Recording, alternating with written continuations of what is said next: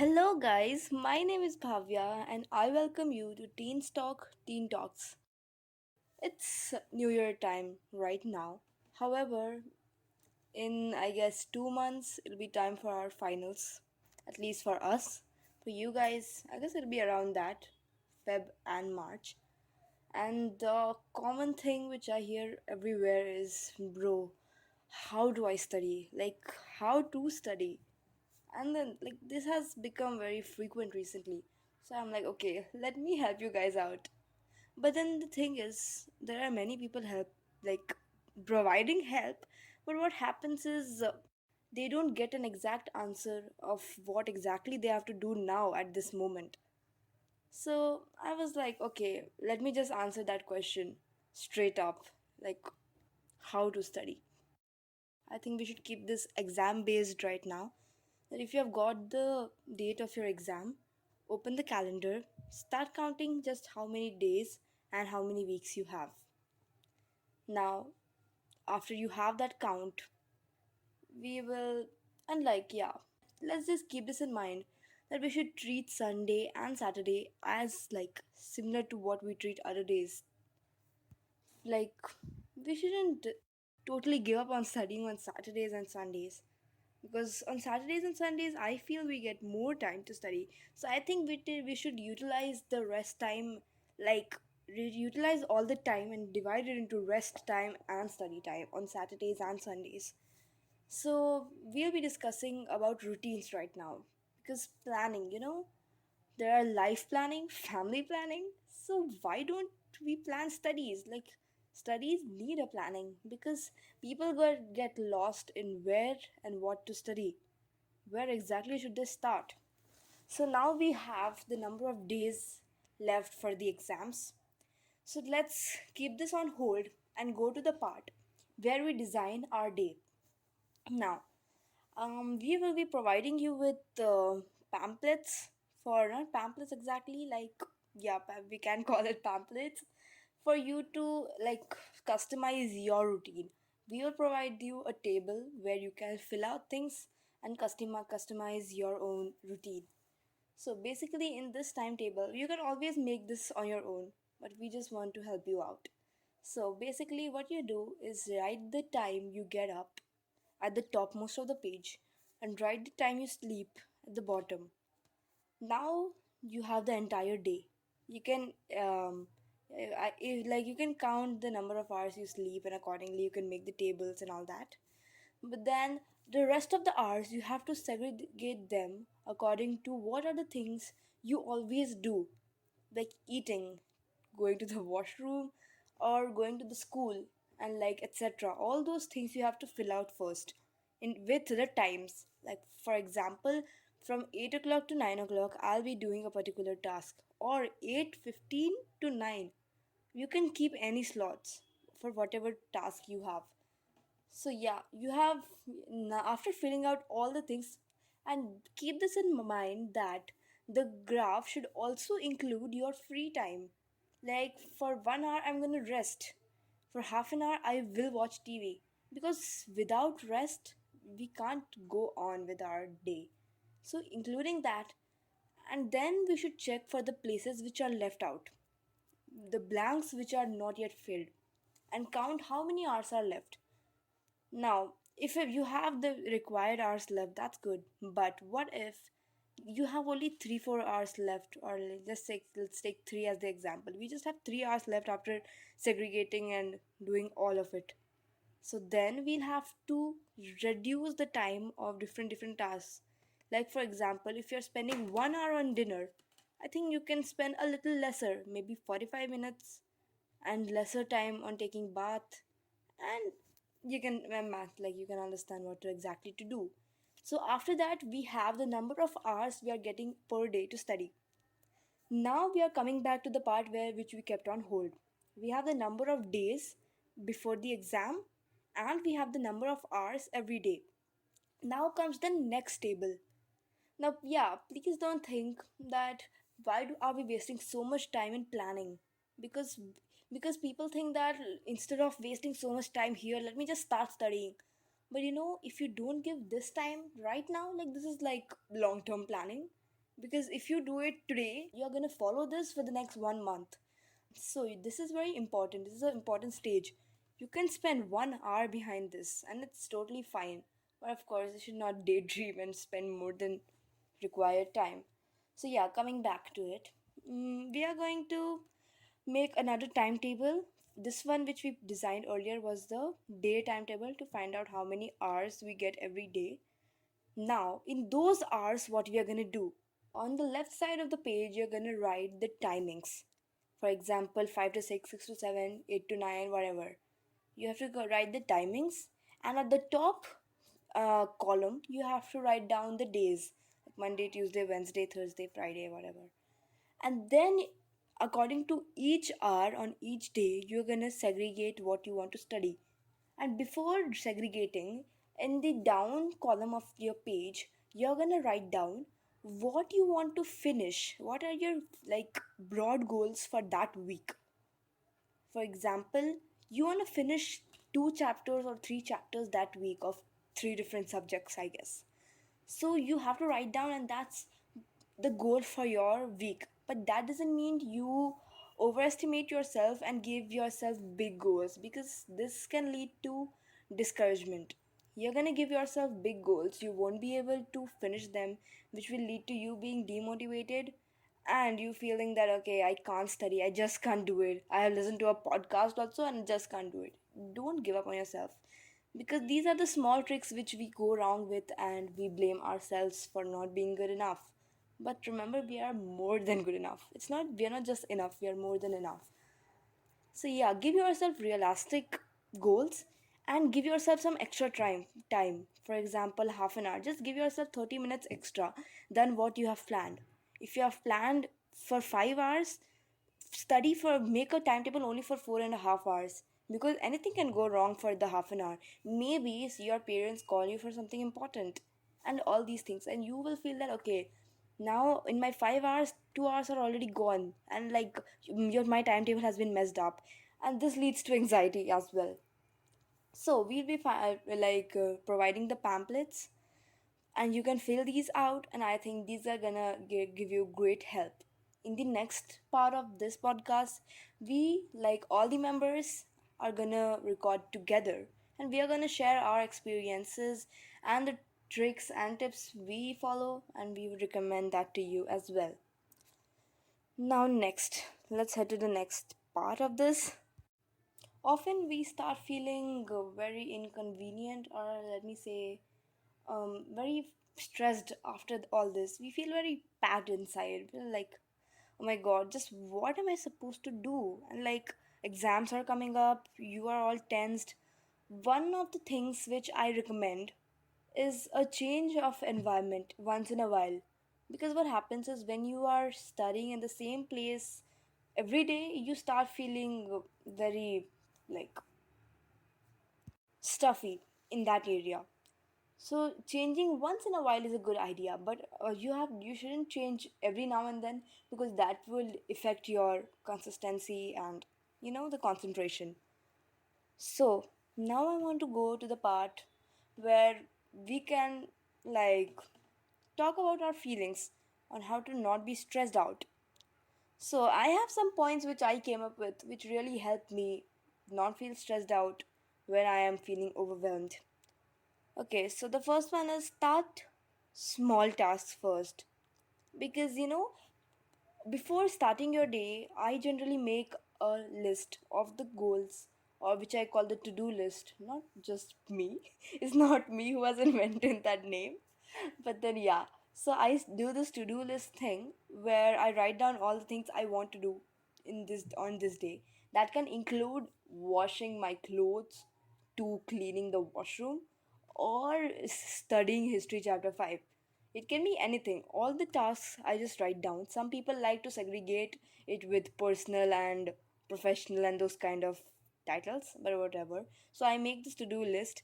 And sometimes what happens is I'm just feeling too demotivated to start with the day. You can, even if you don't do the to do list thing, you generally be like, okay, I don't feel like studying, but what should I do? I have to study. So in this cases, you should start with small things. For example, you just have to revise a particular chapter or a few pages. You have to just write down notes. And sometimes what happens is you just have to copy down some stuff. So that is the start. I always start with copying down stuff. So that can help you gain that motivation and you can get into that zone of studying. And and by the way, after recording this, I have to go study. So yeah, this is gonna help me out a lot. So this will help you with the motivation.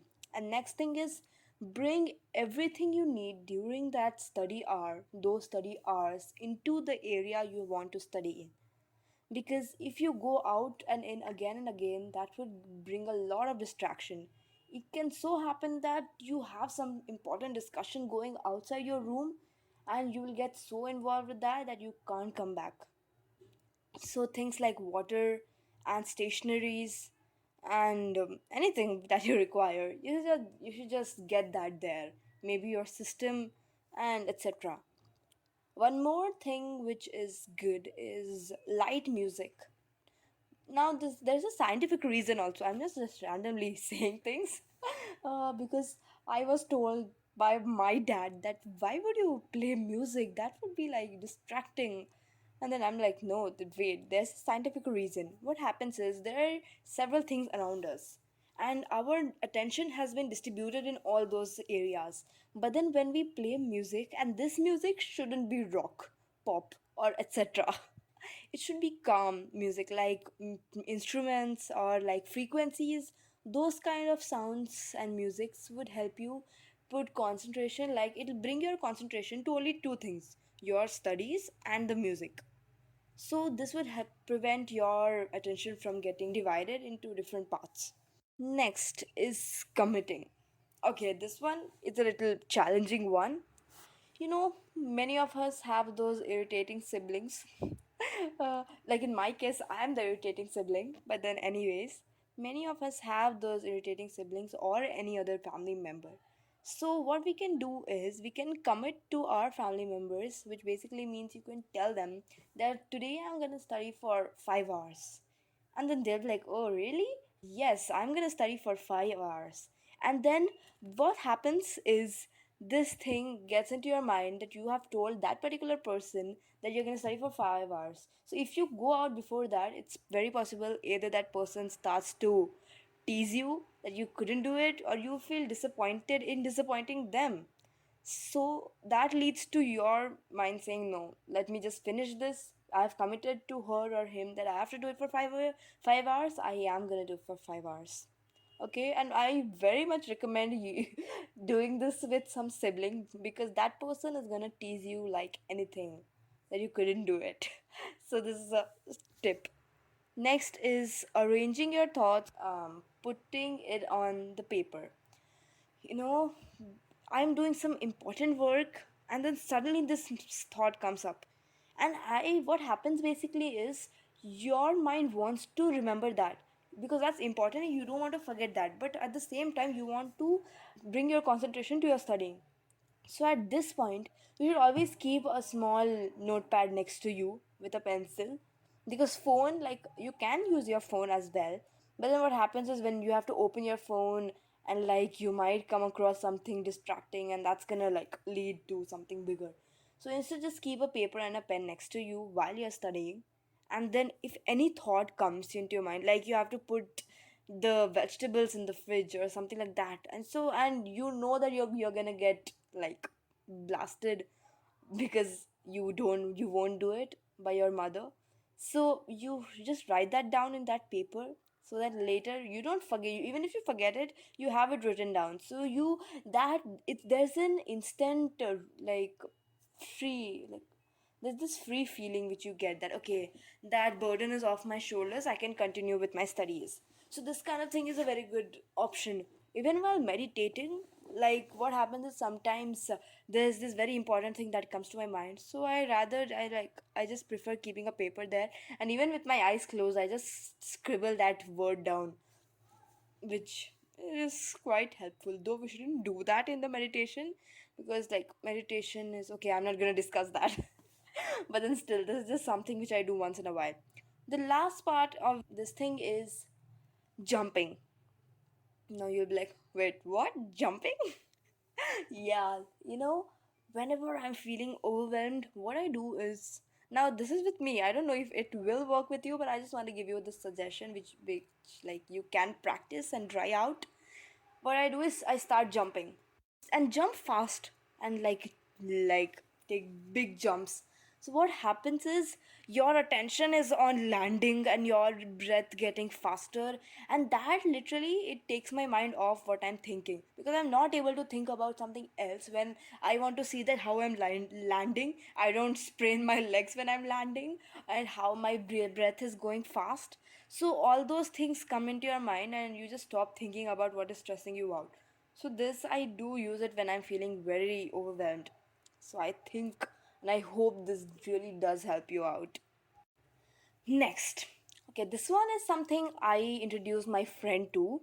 Whenever you sit down, keep a timer with you. Now you can use your phone or your watch or whatever for the timer, and like to test your concentration, just put a 20-minute timer and start learning. And yeah, before you start not learning, studying, and before you start studying, just give yourself a small goal, like I have to complete just these two topics of this chapter, and just see if you're able to with full concentration do it in 20 minutes.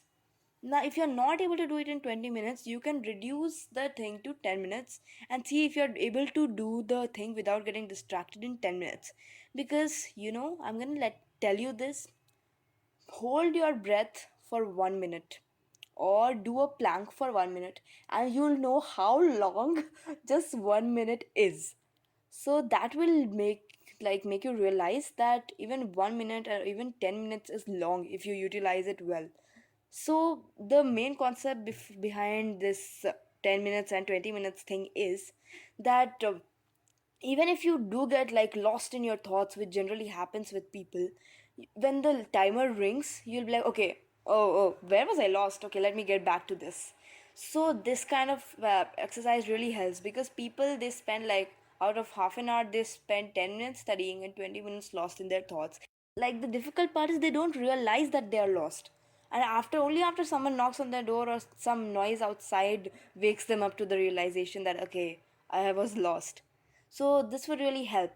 And like this is the modified version of what technique which is called the Pomodoro technique, in which you study for 35 to 40 minutes. Like there are these periods, yeah, there are these 40-minute periods where you study and then you take a 5-minute break and you come back to study. The basic concept behind this is, when you study for 2 hours continuously, the efficiency reduces because your brain starts feeling tired, and like you're like, okay, I have to go out, I'm just feeling tired, but then you're like, no, I have to continue studying. So you get into this confusion. But if you use this Pomodoro technique, which is either 25 minutes, 30 minutes, or 40 minutes, I generally use 40 minutes, but then it depends from person to person. So that would make you concentrate for 40 minutes, then for 5 minutes, and 5 minutes I'm telling you they are long if you utilize them. But then if you take up your phone, that would just waste your time. So your reward, which is like after studying for 40 minutes, your reward should be taking fresh air, just going to the washroom, drinking water, maybe talking to your mother or like anyone for just 2 minutes and just coming back. So that refreshes your mind, and then when you sit down to study again, you will be like more efficient than you would be if you continued to study for 2 hours. So that's like very good of a technique. There are several other techniques which we might discuss in the next episode, where my friends will come up with different ideas and techniques which they have been following. This was something which I really enjoy and like find very useful. I hope this helps you as well. And I hope you do really well in your exams. Please DM us for any questions regarding these techniques and these, like any doubts you have. And please don't go anywhere. I cut out the please. And I really hope you listen to our part 2, where all of us will be talking together. So I think this is gonna